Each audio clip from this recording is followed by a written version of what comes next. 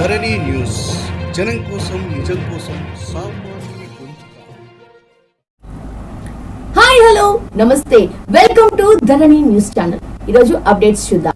100 crores, Dehradun पॉन्टा Sahib 1695 crore, Najibabad Kotdwar 108 crore, राजकीय medical college Haridwar 538 crore, Dehradun पेयजल आपूर्ति 724 करोड़, बद्रीनाथ धाम पुनर्निर्माण 220 करोड़, गंगोत्री यमुनोत्री पुनर्निवास 54 करोड़, लक्ष्मण झूला 69 करोड़, देहरादून चाइल्ड फ्रेंडली 58 करोड़. एक बार जोरदार तालियां.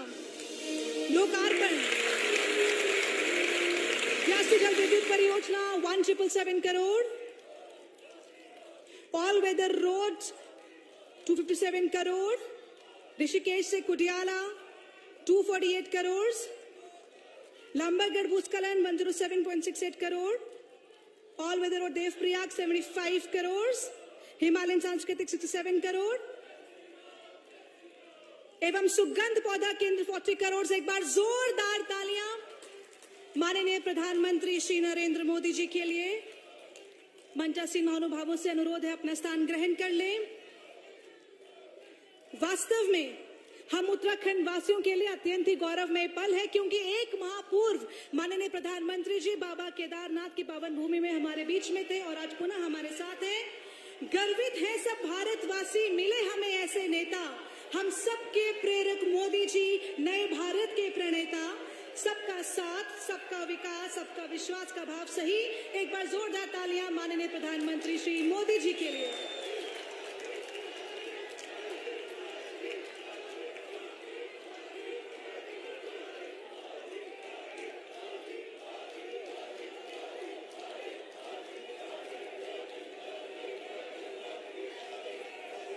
उत्तराखंड का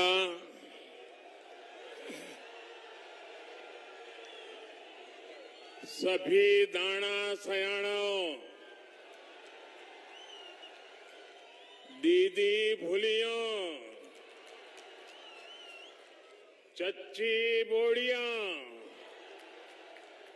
और भाई बहनों, आप सबू थे म्यारू प्रणाम.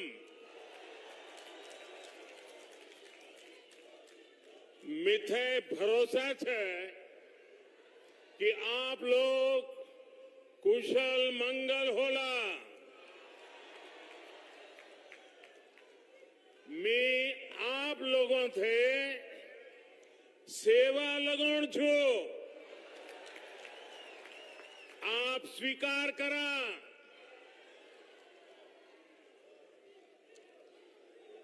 उत्तराखंड के गवर्नर श्रीमान गुरमीत सिंह जी, यहां के लोकप्रिय ऊर्जावान मुख्यमंत्री श्रीमान पुष्कर सिंह धामी जी, केंद्रीय मंत्री परिषद के मेरे सहयोगी प्रहलाद जोशी जी, अजय भट्ट जी, उत्तराखंड में मंत्री सतपाल महाराज जी, हरक सिंह रावत जी, राज्य मंत्रिमंडल के अन्य सदस्यगण, संसद में मेरे सहयोगी निशंक जी, तीरथ सिंह रावत जी, अन्य सांसदगण, भाई त्रिवेंद्र सिंह रावत जी, विजय बहुगुणा जी, राज्य विधानसभा के अन्य सदस्य, मेयर श्री, जिला पंचायत के सदस्यगण, भाई मदन कौशिक जी और मेरे प्यारे भाई और बहनों, आप सभी इतनी बड़ी संख्या में हमें आशीर्वाद देने आए हैं. आपके स्नेह, आपका आशीर्वाद, ये आशीर्वाद का प्रसाद पाकर हम सभी अभिभूत है। उत्तराखंड पूरी देश की आस्था ही नहीं बल्कि कर्म और कठोरता की भूमि है। इसलिए इस क्षेत्र का विकास, यहां को भव्य स्वरूप देना डबल इंजन की सरकार की सर्वोच्च प्राथमिकता है। इसी भावना से सिर्फ बीते 5 वर्षों में उत्तराखंड के विकास के लिए केंद्र सरकार ने 1,00,000 करोड़ रुपए से अधिक 1,00,000 करोड़ रुपए से अधिक 1,00,000 करोड़ रुपए से अधिक परियोजनाएं स्वीकृत की हैं। यहां की सरकार इनको तेजी से जमीन पर उतार रही है। इसी को आगे बढ़ाते हुए आज 18,000 करोड़ रुपए से अधिक की परियोजनाओं का लोकार्पण और शिलान्यास किया जा रहा है। इनमें कनेक्टिविटी हो, स्वास्थ्य हो, संस्कृति हो, तीर्थाटन हो, बिजली हो, बच्चों के लिए विशेष तौर पर बना चाइल्ड फ्रेंडली सिटी प्रोजेक्ट्स हो, करीब करीब हर सेक्टर से जुड़े प्रोजेक्ट इसमें शामिल है। बीते वर्षों की कड़ी मेहनत के बाद अनेक जरूरी प्रक्रियाओं से गुजरने के बाद आखिरकार आज ये दिन आया है। ये परियोजनाएं इस दशक को मैंने केदारपुरी की पवित्र धरती से कहा था, आज मैं देहरादून से दोहरा रहा हूं। ये परियोजनाएं इस दशक को उत्तराखंड का दशक बनाने में अहम भूमिका निभाएगी।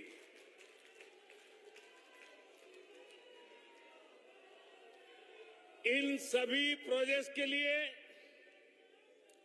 उत्तराखंड के लोगों का बहुत बहुत अभिनंदन करता हूं, बहुत बहुत बधाई देता हूं। जो लोग पूछते हैं कि डबल इंजन की सरकार का फायदा क्या है, वो आज देख सकते हैं कि डबल इंजन की सरकार कैसे उत्तराखंड में विकास की गंगा बहा रही है। भाइयों और बहनों, इस शताब्दी की शुरुआत में अटल बिहारी वाजपेयी जी ने भारत में कनेक्टिविटी बढ़ाने का अभियान शुरू किया था, लेकिन उनके बाद 10 साल देश में ऐसी सरकार रही जिसने देश का, उत्तराखंड का बहुमूल्य समय व्यर्थ कर दिया। 10 साल तक देश में इंफ्रास्ट्रक्चर के नाम पर घोटाले हुए, घपले हुए। इससे देश का जो नुकसान हुआ उसकी भरपाई के लिए हमने 2 गुनी गति से मेहनत की और आज भी कर रहे हैं। आज भारत आधुनिक इंफ्रास्ट्रक्चर पर 100 लाख करोड़ रुपए से अधिक के निवेश के इरादे से आगे बढ़ रहा है। आज भारत की नीति गति शक्ति की है, 2 गुनी 3 गुनी तेजी से काम करने की है। सालों साल अटकी रहने वाली परियोजनाओं, बिना तैयारी के फीता काट देने वाले तौर तरीकों को पीछे छोड़कर आज भारत नवनिर्माण में जुटा है। 21वीं सदी के इस कालखंड में भारत में कनेक्टिविटी का एक ऐसा महायज्ञ चल रहा है जो भविष्य के भारत को विकसित देशों की श्रृंखला में लाने में बहुत बड़ी भूमिका निभाएगा। इस महायज्ञ का ही एक यज्ञ आज यहां देवभूमि में हो रहा है। भाइयों और बहनों, इस देवभूमि में श्रद्धालु भी आते हैं, उद्यमी भी आते हैं, प्रकृति प्रेमी सैलानी भी आते हैं। इस भूमि का जो सामर्थ्य है उसे बढ़ाने के लिए यहां आधुनिक इंफ्रास्ट्रक्चर पर अभूतपूर्व काम किया जा रहा है। 4 धाम ऑल वेदर रोड परियोजना के तहत आज देवप्रयाग से श्रीकोट और ब्रह्मपुर से कोडियाला वहां के प्रोजेक्ट का लोकार्पण किया गया है। भगवान बद्रीनाथ तक पहुंचने में लामबगड़ लैंडस्लाइड के रूप में जो रुकावट थी वो भी अब दूर हो चुकी है। इस लैंडस्लाइड ने देश भर के न जाने कितने तीर्थ यात्रियों को बद्रीनाथ जी की यात्रा करने से या तो रोका है या फिर घंटों इंतजार करवाया है और कुछ लोग तो थक करके वापस भी चले गए। अब बद्रीनाथ जी की यात्रा पहले से ज्यादा सुरक्षित और सुखद हो जाएगी। आज बद्रीनाथ जी गंगोत्री और यमुनोत्री धाम में अनेक सुविधाओं से जुड़े नए प्रोजेक्ट पर भी काम आरंभ हुआ है।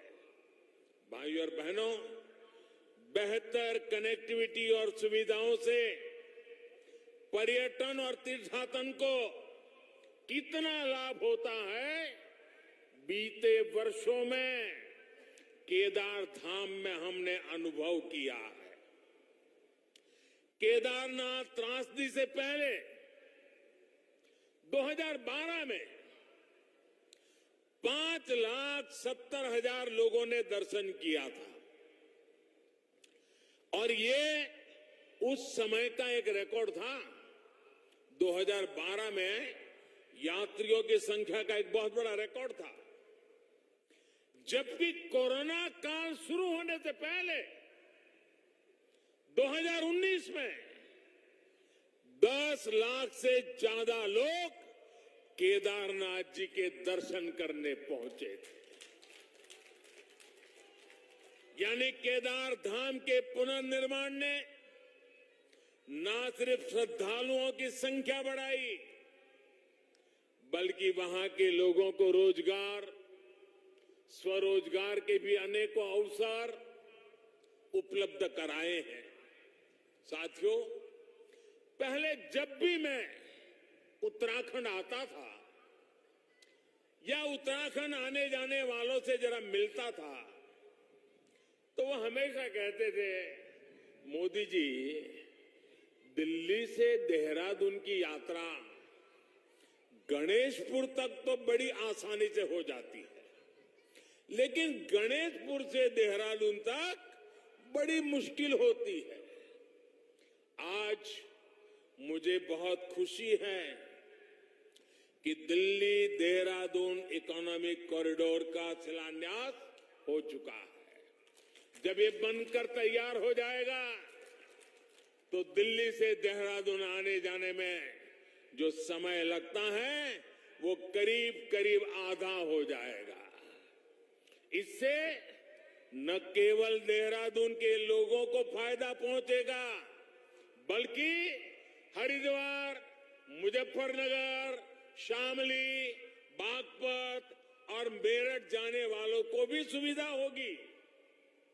ये आर्थिक गलियारा अब दिल्ली से हरिद्वार आने जाने के समय को भी कम कर देगा। हरिद्वार रिंग रोड परियोजना से हरिद्वार शहर को जाम की बरसों पुरानी समस्या से मुक्ति मिलेगी। इससे कुमाऊं क्षेत्र के साथ संपर्क भी और आसान होगा। इसके अलावा ऋषिकेश की पहचान हमारे लक्ष्मण झूला, ये लक्ष्मण झूला पुल के समीप एक नए पुल का शिलान्यास भी आज हुआ है। भाइयों और बहनों, दिल्ली देहरादून एक्सप्रेसवे पर्यावरण सुरक्षा के साथ विकास के साथ हमारे विकास के मॉडल का भी प्रमाण होगा। इसमें एक तरफ उद्योगों का कॉरिडोर होगा, तो इसमें एशिया का सबसे बड़ा एलिवेटेड वाइल्ड लाइफ कॉरिडोर भी बनेगा। ये कॉरिडोर यातायात तो सरल करेगा ही, जंगली जीवों को भी सुरक्षित आने जाने में मदद करेगा।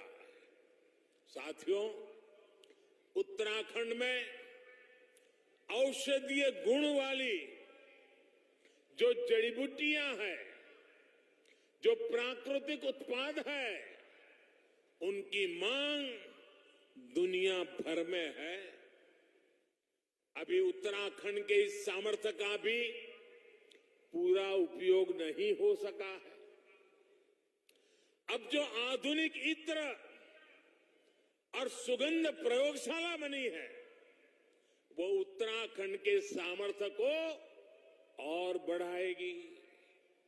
भाइयों और बहनों, हमारे पहाड़, हमारी संस्कृति, हमारी आस्था के गढ़ तो है ही, ये हमारे देश की सुरक्षा के भी कीले हैं।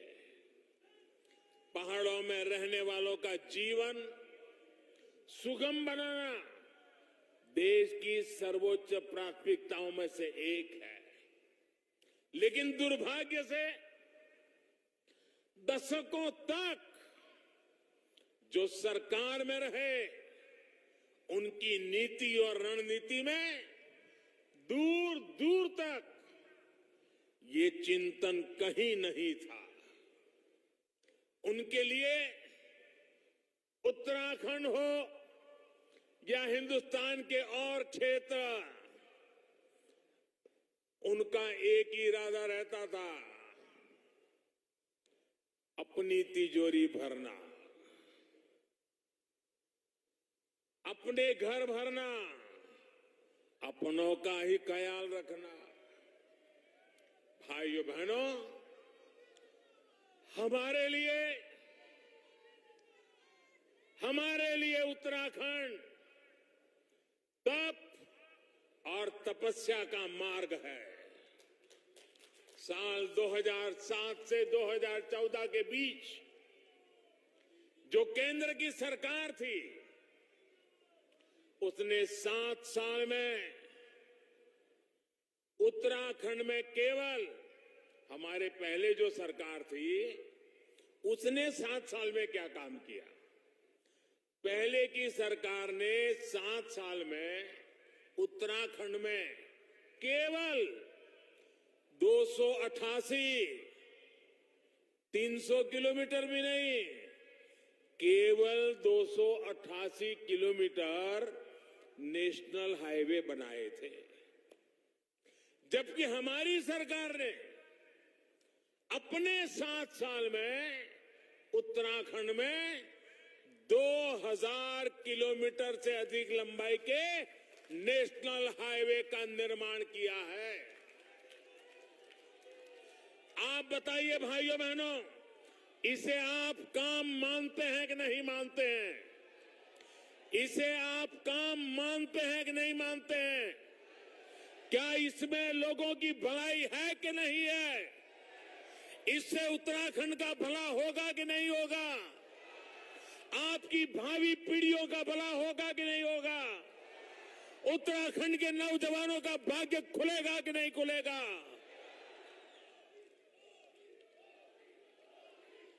इतना ही नहीं, पहले की सरकार ने उत्तराखंड में नेशनल हाईवे पर 7 साल में 600 करोड़ के आसपास खर्च किया।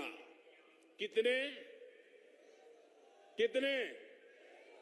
600 करोड़। कितने समय में? 7 साल में। 7 साल में कितना खर्चा किया पहले वालों ने? 600 करोड़। कितना किया? अब जरा सुन लीजिए, जबकि हमारी सरकार ने इन 7-7.5 साल में 12,000 करोड़ रुपए से अधिक खर्च कर चुकी है। कहां 600 करोड़ और कहां 12,000 करोड़ रुपया? आप मुझे बताइए, हमारे लिए उत्तराखंड प्राथमिकता है कि नहीं है? आपको विश्वास हो रहा है कि नहीं हो रहा है? हमने करके दिखाया है कि नहीं दिखाया? हम जी जान से उत्तराखंड के लिए काम करते हैं कि नहीं करते हैं? और भाइयों बहनों, ये सिर्फ एक आंकड़ा भर नहीं है। जब इंफ्रास्ट्रक्चर के इतने बड़े प्रोजेक्ट पर काम होता है तो कितनी चीजों की जरूरत होती है।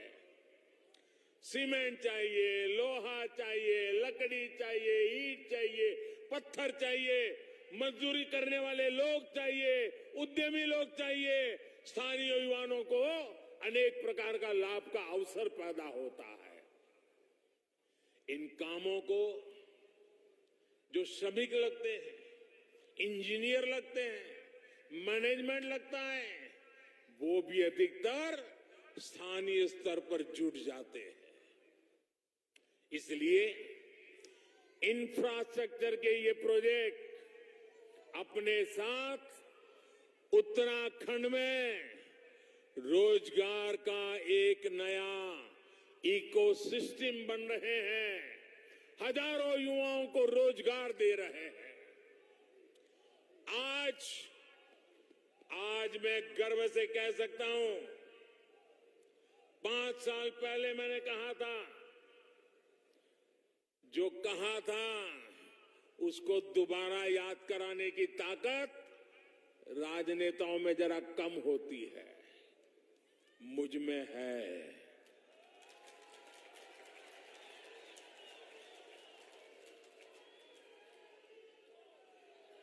याद कर लेना मैंने क्या कहा था, और आज मैं गर्व से कह सकता हूं, आज मैं गर्व से कह सकता हूं, उत्तराखंड का पानी और जवानी उत्तराखंड के काम ही आली।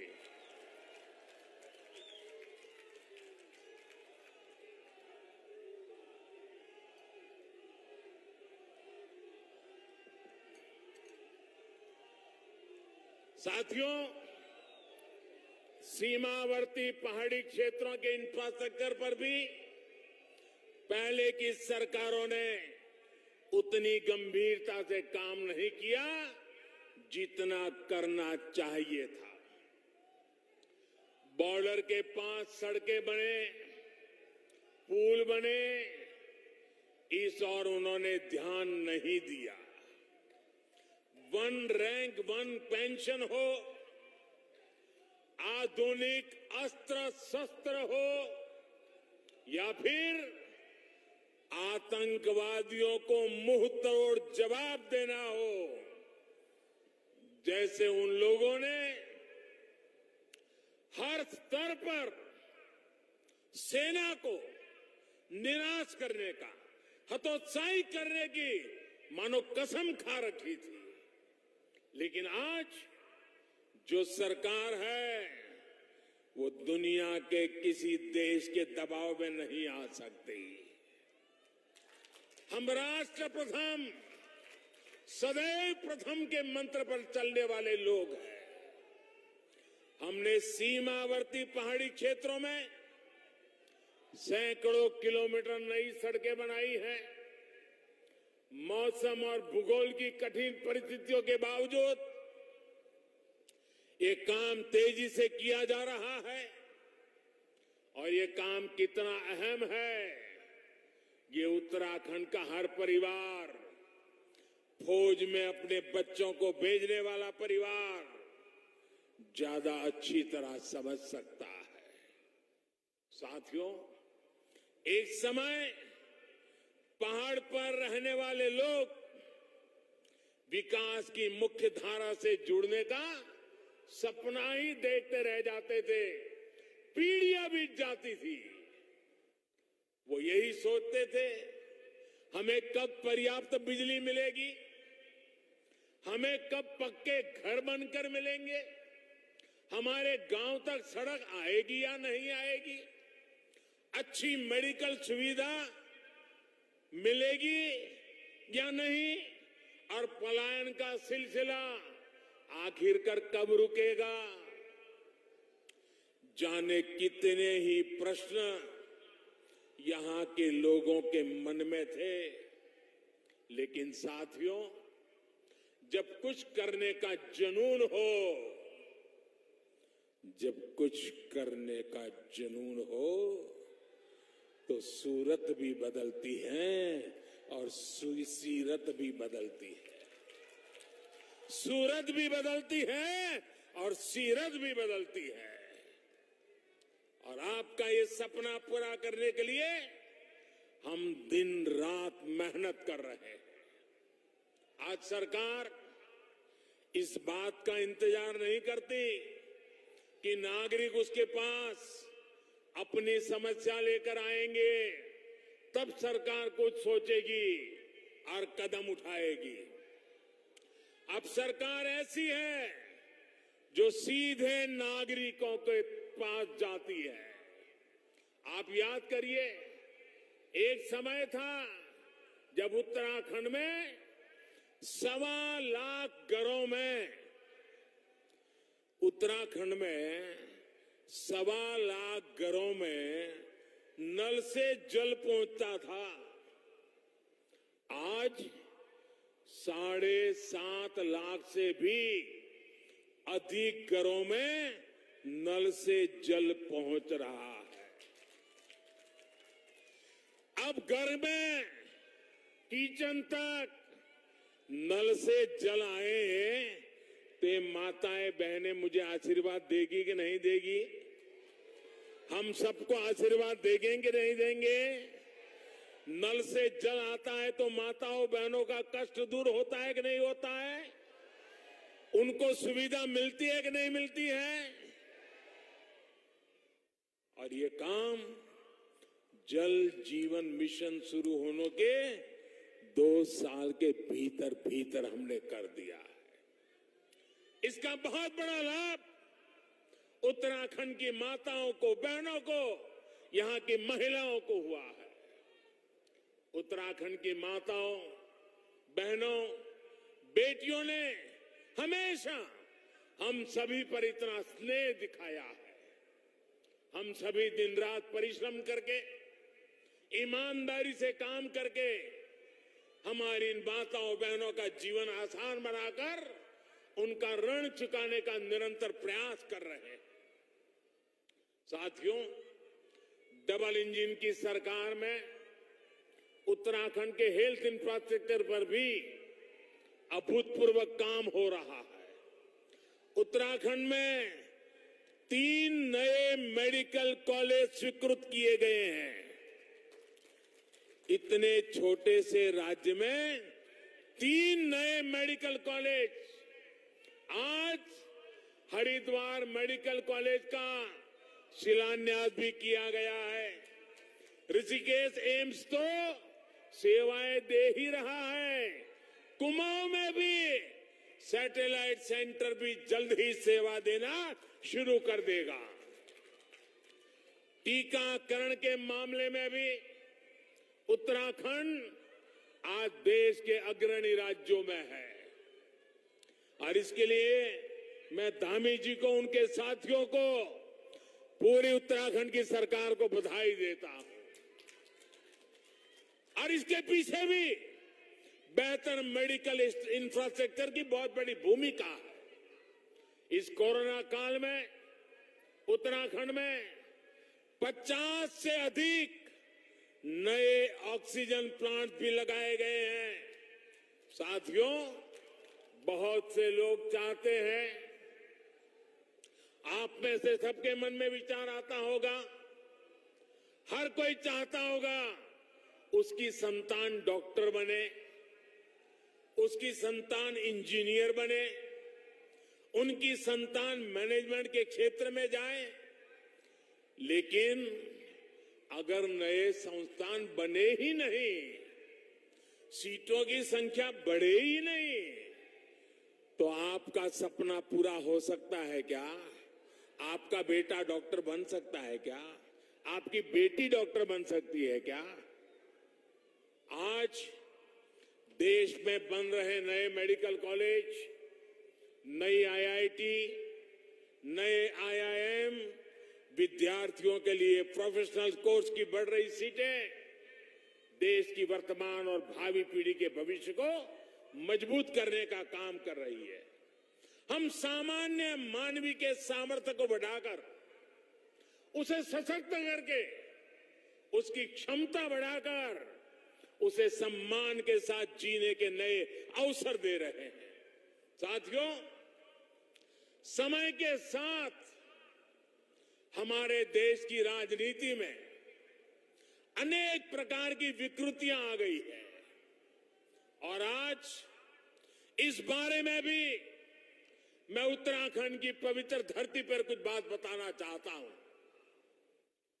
कुछ राजनीतिक दलों द्वारा समाज में भेद करके सिर्फ एक तबके को, चाहे वो अपनी जाति का हो, किसी खास धर्म का हो या अपने छोटे से इलाके के दायरे का हो, उसी की तरफ ध्यान देना, यही प्रयास हुए हैं और उसमें ही उनको वोट बैंक नजर आती है। इतना संभाल लो, वोट बैंक बना दो, गाड़ी चलती रहेगी। इन राजनीतिक दलों ने एक और तरीका भी अपनाया है। उनके ये विकृतियों का एक रूप ये भी है और वो रास्ता है जनता को मजबूत नहीं होने देना, बराबर कोशिश करना कि जनता कभी मजबूत ना हो जाए। वे तो यही चाहते रहे, ये जनता जनार्दन हमेशा मजबूर बनी रहे। मजबूर बनाओ, जनता को अपना मोहताज बनाओ ताकि उनका ताज सलामत रहे। इस विकृत राजनीति का आधार रहा कि लोगों की आवश्यकताएं पूरी ना करो, उन्हें आश्रित बनाकर रखो। इनके सारे प्रयास इसी दिशा में हुए कि जनता जनार्दन को ताकतवर नहीं बनने देना है। दुर्भाग्य से इन राजनीतिक दलों के लोगों ने भी ये सोच पैदा कर दी कि सरकार ही हमारी माई बाप है, अब जो कुछ भी मिलेगा सरकार से ही मिलेगा। तभी हमारा गुजारा होगा। लोगों के मन में भी ये घर कर गया, यानी एक तरह से देश के सामान्य मानवी का स्वाभिमान, उसका गौरव सोची समझी रणनीति के तहत कुचल दिया गया, उसे आश्रित बना दिया गया। और दुखद ये कि ये सब करते रहे और कभी किसी को भनक तक नहीं आने दी। लेकिन इस सोच, इस अप्रोच से अलग हमने एक नया रास्ता चुना है। हमने जो रास्ता चुना है वो मार्ग कठिन है, वो मार्ग मुश्किल है,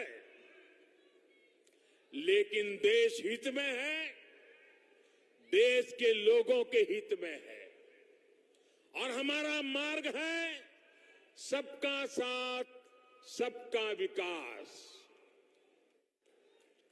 हमने कहा कि जो भी योजना लाएंगे सबके लिए लाएंगे, बिना भेदभाव के लाएंगे। हमने वोट बैंक की राजनीति को आधार नहीं बनाया, बल्कि लोगों की सेवा को प्राथमिकता दी। हमारी अप्रोच रही कि देश को मजबूती देनी है। हमारे देश कब मजबूत होगा? जब हर परिवार मजबूत होगा। हमने ऐसे समाधान निकाले, ऐसी योजनाएं बनाई जो भले वोट बैंक के तराजू में ठीक नहीं बैठे, लेकिन वो बिना भेदभाव आपका जीवन आसान बनाएगी, आपको नए अवसर देगी, आपको ताकतवर बनाएगी। और आप भी नहीं बचाएंगे, आप में से कोई नहीं चाहेगा कि आप अपने बच्चों के लिए एक ऐसा वातावरण छोड़ें जिसमें आपके बच्चे भी हमेशा आश्रित जीवन जिए। जो मुसीबतें आपको विरासत में मिली, जिन कठिनाइयों में आपको जिंदगी गुजारनी पड़ी, आप भी नहीं चाहेंगे कि आप वो विरासत, वो मुसीबतें बच्चों को वैसे ही देकर जाएं। हम आपको आश्रित नहीं, आत्मनिर्भर बनाना चाहते हैं। जैसे हमने कहा था,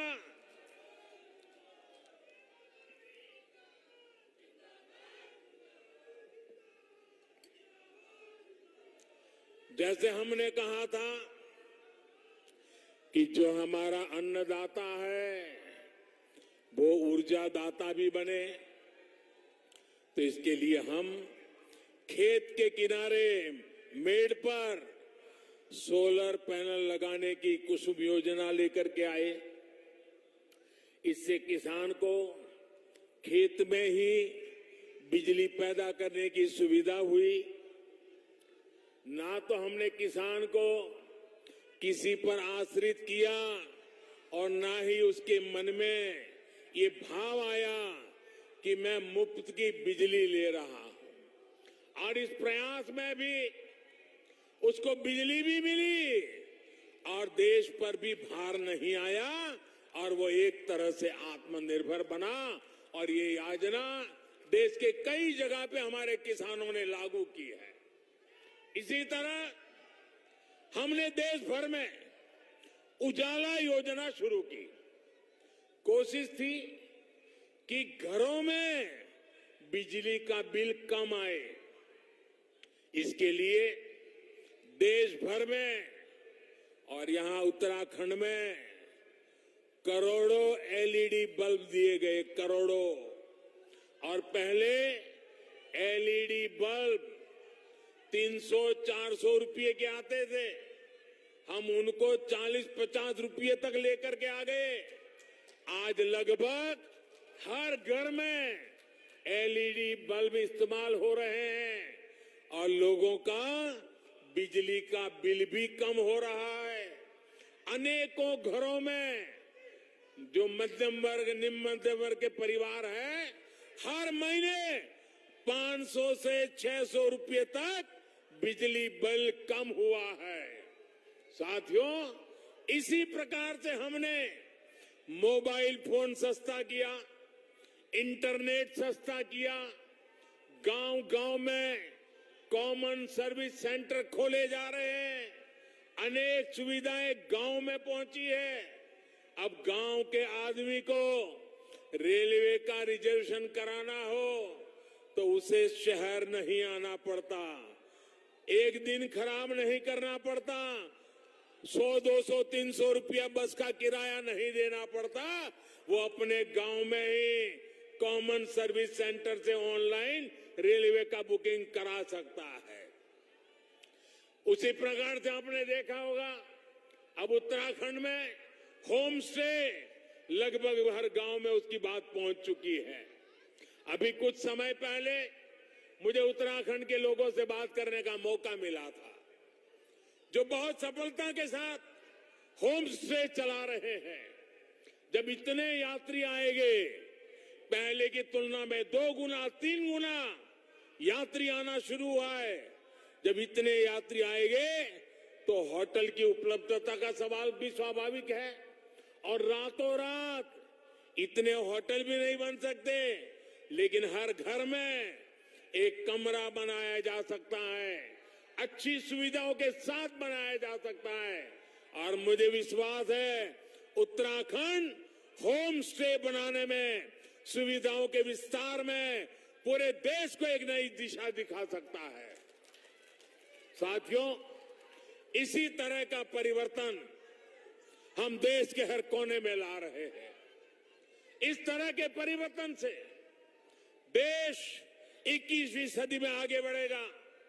इसी तरह का परिवर्तन उत्तराखंड के लोगों को आत्मनिर्भर बनाएगा। साथियों, समाज की जरूरत के लिए कुछ करना और वोट बैंक बनाने के लिए कुछ करना, दोनों में बहुत बड़ा फर्क होता है। जब हमारी सरकार गरीबों को मुफ्त घर बनाकर देती है तो वो उसके जीवन की सबसे बड़ी चिंता दूर करती है।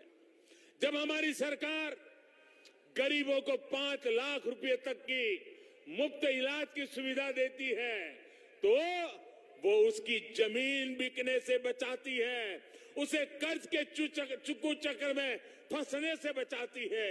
जब हमारी सरकार कोरोना काल में हर गरीब को मुफ्त अनाज सुनिश्चित करती है तो वो उसे भूख की मार से बचाने का काम करती है। मुझे पता है कि देश का गरीब, देश का मध्यम वर्ग इस सच्चाई को समझता है, तभी हर क्षेत्र, हर राज्य से हमारे कार्यों को, हमारी योजनाओं को जनता जनार्दन का आशीर्वाद मिलता है और हमेशा मिलता रहेगा।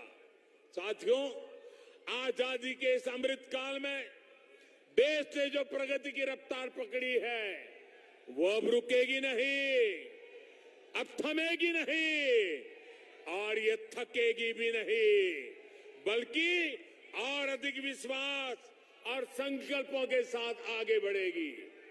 आने वाले 5 वर्ष उत्तराखंड को रजत जयंती की तरफ ले जाने वाले हैं।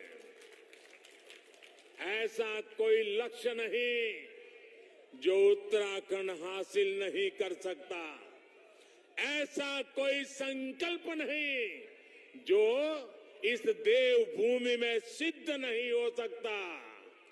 आपके पास दामी जी के रूप में युवा नेतृत्व भी है, उनकी अनुभवी टीम भी है, हमारे पास वरिष्ठ नेताओं की बहुत बड़ी श्रृंखला है।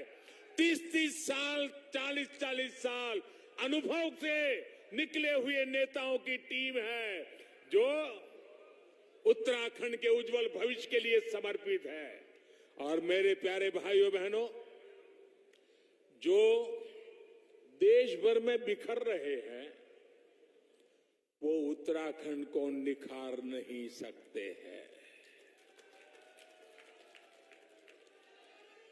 आपके आशीर्वाद से विकास का ये डबल इंजन उत्तराखंड का तेज विकास करता रहेगा। इसी विश्वास के साथ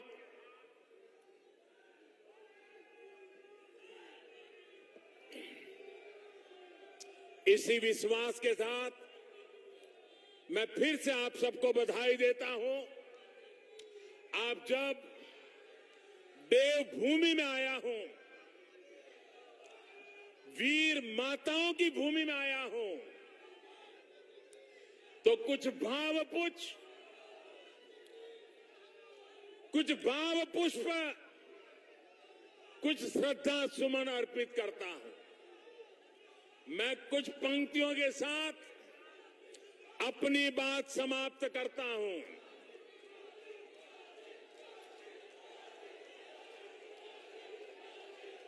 जहां जहां पवन बहे संकल्प लिए, जहां पवन बहे संकल्प लिए, जहां पर्वत गर्व सिखाते हैं, जहां ऊंचे नीचे सब रास्ते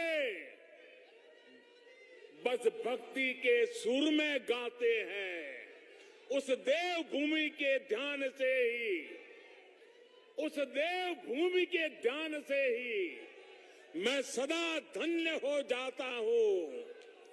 है भाग्य मेरा, सौभाग्य मेरा, मैं तुमको नीश नवाता हूं, मैं तुमको शीश नवाता हूं और धन्य धन्य हो जाता हूं।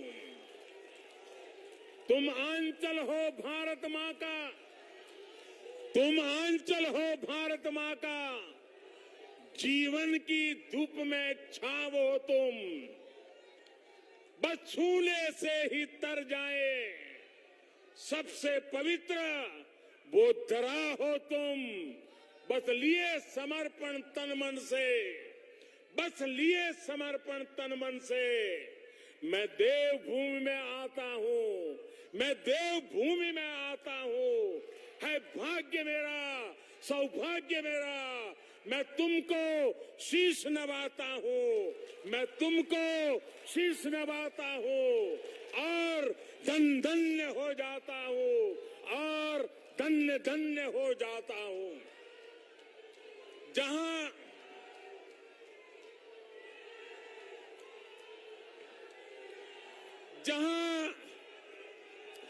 जहां अंजुलि में गंगा जल हो, जहां हर एक मन बस निश्चल हो, जहां गांव गांव में देशभक्त, जहां नारी में सच्चा बल हो, उस देवभूमि का आशीर्वाद लिए मैं चलता जाता हूं। उस देवभूमि का आशीर्वाद लिए मैं चलता जाता हूं। है भाग्य मेरा, सौभाग्य मेरा, मैं तुमको शीश नवाता हूं, मैं तुमको शीश नवाता हूं और धन्य धन्य हो जाता हूं। मंडवे की रोटी, मंडवे की रोटी, हड़के की थाप, मंडवे की रोटी, हड़के की थाप, हर एक मन करता शिवजी का झाप, हर एक मन करता शिवजी का झाप। ऋषि मुनियों की है ये तपोभूमि, ऋषि मुनियों की है ये तपोभूमि, कितने वीरों की ये जन्मभूमि। मैं देवभूमि आता हूं, मैं तुमको शीश नवाता हूं और धन्य धन्य हो जाता हूं। मैं तुमको शीश नवाता हूं और धन्य धन्य हो जाता हूं।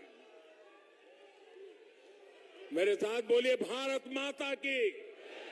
भारत మరిన్ని ఇంట్రెస్టింగ్ న్యూస్ కోసం చూస్తూనే ఉండండి ధరణి TV. Thanks for watching this video. Please like, share and subscribe to Dharani TV.